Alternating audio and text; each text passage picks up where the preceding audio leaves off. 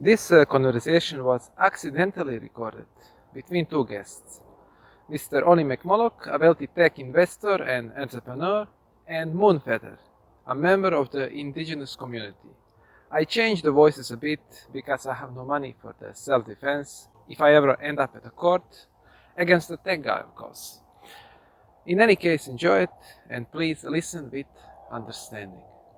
What we got here is failure to communicate. Some men you just can't reach. That's funny. I did watch that movie. Please keep speaking like that. It feels more like a genuine you. Listen, the only reason I'm talking to you is because one of my kids is a junkie. Not on heroin, unfortunately. That can be fixed. But on that community, spiritual nonsense, we're all one, save the planet, those really hardcore stuff. At least he is not going to die from it. That is actually the problem. I built an underground bunker here, spent a bloody $10 million to install the whole ecosystem with waste and oxygen for at least 1 year, and now he says he will not go down there in case of catastrophe. He will sink with the ship. He would rather be a bloody hero and die in a glorious but stupid way. Maybe you could build a bunker for his friends in the community too. Then they can all go together.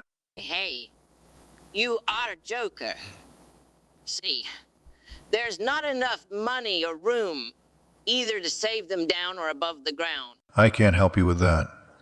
Sharing and caring for others is something we do naturally.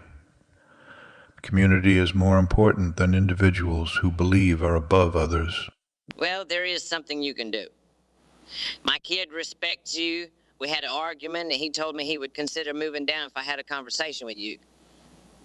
So, can you advise him, please, to be rational and do the right thing? I don't think he meant that we should talk about how to convince him to go down into the bunker. Sure, but I don't want to waste time talking nonsense. We both know who can make each other's life more miserable. Is that a threat? No. I'm just saying, I have a lot of friends here, a few lawyers that already convinced your friend to sell their land to me, a mayor that might decide not to bring electricity or water to your community, not to mention friends for whom your daughter works. I'm saying I might help you if you help me. I see. Tell him he can do more for future communities if at least he survives or something like that. Figure something out. You were supposed to be wise guy. Yes, sir. I'll do that. Is that what you want to hear? Like in good old times? That would be appropriate. But seriously, I'm just asking you to do the right thing. We all should listen to more competent and powerful people above us. I listened to others above me before I myself didn't reach that level. Those above should be respected and listened to because they usually understand better how the world should work. That's the only way to keep the world in order. So the world is run by competent people, according to you. We're working on it. And you believe your way of life is superior or more competent than ours. Primitive, as you like to call it. Of course. Indians. Sorry, indigenous people. We're running around killing each other and everything around until we civilized you a bit. Look how safe the streets are. You don't have to walk all nervous and scared if someone will throw a spear at you or not. Are you serious? Our culture is tens of thousands of years old. Your so-called advanced civilization has existed for only a few centuries. Who do you trust more, a young boy or an elderly person with experience? Ha! Are you putting my culture on a teenager level? I would be angry if it wasn't funny. Can you tell me how your worldview is superior to ours? Is there really need to say it? Just look around. For me, the truth is what works best and most effectively. If we manage to make ships navigational tools and weapons and easily take away your land, it is because your civilization was inferior and doomed to fail sooner or later.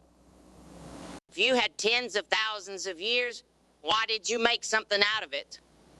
You have nothing impressive to show. Even our art is more advanced. We learned how to live without the need for bunkers. And we don't even have a word for art. What you call art is a normal part of everyone.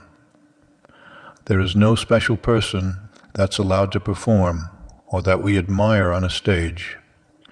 Everyone is meant to carve, paint, dance, or sing. Well, I'm not impressed by your expression of art, or whatever you have. And most normal kids want something more than living in the forest, hunting for their next meal. I wish my older son was more normal than spending any time with people like you. Why didn't you? Your civilization just left us alone, living our wild and crazy lives as you imagine it to be. You might think it's only because we need the land, oil, and minerals. It's not only that. We need more developed human beings united on the whole planet, capable of surviving and adapting to anything and capable of expanding to the rest of the universe. If an asteroid comes, your people would die as dinosaurs did. But we are so advanced we can almost predict the future. And nature favors those who are more creative at survival. You don't see it just like you don't see our satellites out there, but we're doing you a huge favor. Educating the kids, bring them up to date with the wonders of the modern world. We are shining the light at their possibilities. From what I saw and heard from people from your culture, it doesn't sound very promising. Your ecologists say you're almost reaching the breaking point. Extraction, pollution, waste, and an endless push to make more and more useless stuff, making the situation even worse. No risk, no profit. But no worries. We always come up with innovative solutions. Either bacteria will eat all the plastic, or we will get nuclear fusion working, or AI will help us fix it, or better policies. There are always bad actors in the system. That's part of the game. Every good guy needs a Moriarty. To grow and progress towards a new level, you need a challenge. You are destroying almost everyone and everything else. I don't see that as progress. I never saw so many unhealthy, both physically and mentally, people in our country. They don't seem all that happy living in such a paradise as you describe it. Destroying everyone and everything. What are you talking about? From what or from whom are you running from to your bunker? Not from us, that's for sure. I said there are risks, and I want to protect my family, as everyone else would. We don't have to die if one crazy person decides to start a deadly pandemic. Every growth to something new is a bit painful. What's growing actually? Not you as a human being. Only your toys. I don't think any toy you create will make you more humane than Leonardo or wiser than Socrates. And they didn't have any. And they are praised so much. We also heard of them here. You know what grows and grows while ignoring the things on which it depends. Cancer. Wow.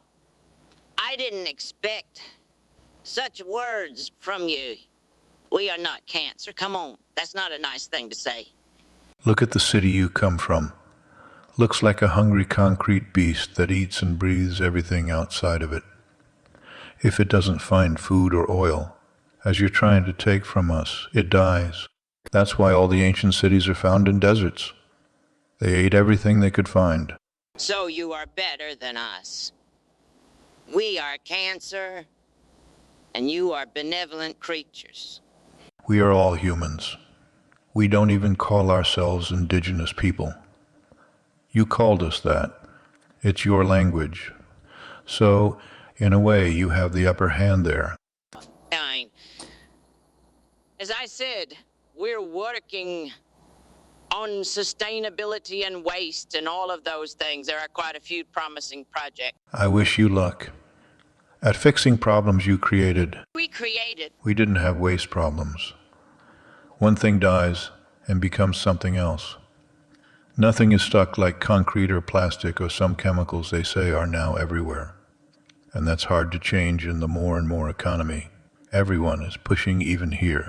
More and more economy. Come on, dude. Try learning better English. More. You can't enjoy what you already have. And you need more time to make more stuff to enjoy it more times before you die. That's the life you created for others. I base this just on watching TV for a short time, and I'd constantly say, try this, try that. Look how happy you'll be. I tell you, I have to turn it off. I'm not a superhuman. If I see ice cream, I am also tempted to eat it. But we never lived in a condition where you can eat ice cream all day, and you're even encouraged to do it over and over again. And that's just ice cream. If I would watch what you watch, I know it would erode me. Every mountain gets eroded. The wise thing is to stay away from that danger. My niece actually owns a gelato shop named Ancestral Sweets. It has great ice cream, and the pistachio one is just delicious. You have to try it. Pistachio, you say? Well, if I ever need a taste of the ancestral flavor of the industrial world, I might just have to give it a try. Ha! But seriously, economy is what it is. Those who can't resist temptation are weak, and maybe natural selection is meant to punish them for that. That growing and encouraged consumption is hurting everyone, not just them. I mean, with waste, pollution, and overuse of fuel and minerals? Sure, but I don't we're in the red yet. There's still time to come up with something. It seems like you're hoping for a magic trick to save you. Like in that Avatar movie when those people, like us, were saved by pure magic. Oh, yeah. So you watch a lot of our stuff, our little consumer, huh? But yeah, a good movie. Not that good for us. No magic saved us or any other Indians from you. And there might be no trick to save you from yourself. So, our economy is maybe a bit misaligned with reality, but it will get adjusted, trust me. A bit. You print money out of nothing and ask nature to serve you something for it. And who benefits from that idea? Only those who have more of it. So everyone is fighting for it. And in that struggle, most people suffer. All the while leaving the world in worse condition for our children, both mine and yours. It's a dog-eat-dog world. And time is money. And the winner takes it all. That's the game, I guess. Isn't it like that everywhere in nature? You can make such a conclusion only outside of nature. In nature, most things are peaceful and cooperative. Fighting between animals, you see, is actually a rare event in nature. But it's most exciting to watch for most, so they make it the main event. No one wants to watch a tree grow for 100 years, gathering minerals, drinking water, breathing, giving food and shelter to other animals, supporting the life of other plants, and so on. But that's most of nature. So, what would you or your culture say is the solution to all these problems, if you have one? All problems arise from placing yourself above other people and above the land. Listen to the land like it's your mother, which of course it is. People put themselves above their mother. They think they are independent, but they are still sucking the breast milk. Air, water, food, the ground beneath you, the sun that gives you all energy, the forces that keep it all together and running. I guess that family connection is lost. First land, then you in a relation that respects it. First ecology, then an economy that respects it. Not the reverse. Well, that sounds nicely romantic. It's not going to change people, but I could arrange a TED talk for you. Ha! You know, for that small favor. I guess you're right. People will always find a way not to change. As a bonus, I'll get you free ice cream for a year. Every day. Oh, how could I resist? A TED talk and free ice cream. What more could I dream of? Ha! Come and at least try the pistachio. You might change your mind. What time are you free on Wednesday? We also don't have a concept of time. Hey, you're kidding. So, how do we meet without mentioning time? Let's meet 2 days after this one, when the sun has risen and set twice more. Goddamn. Now I have to think. That is Wednesday, right? What if there is no sun? I know there will be, but if you don't see it, you better run toward your bunker. Disclaimer: all characters and events portrayed, even if loosely inspired by real individuals, are entirely products of fiction. Due to the nature of its content, viewer discretion is advised. This show does not intend to belittle or offend any group of individuals, including entrepreneurs, investors, oil producers, fund managers, lawyers, oligarchs, money-on-money parasite profiteers, doomsday bunkers owners, or naive techno-optimists. The portrayal of certain perspectives within the show is meant to reflect a variety of viewpoints and is not intended as a critique of any particular profession or lifestyle choice. All those things are reasonable, from their perspective. We all have to protect our family from other families.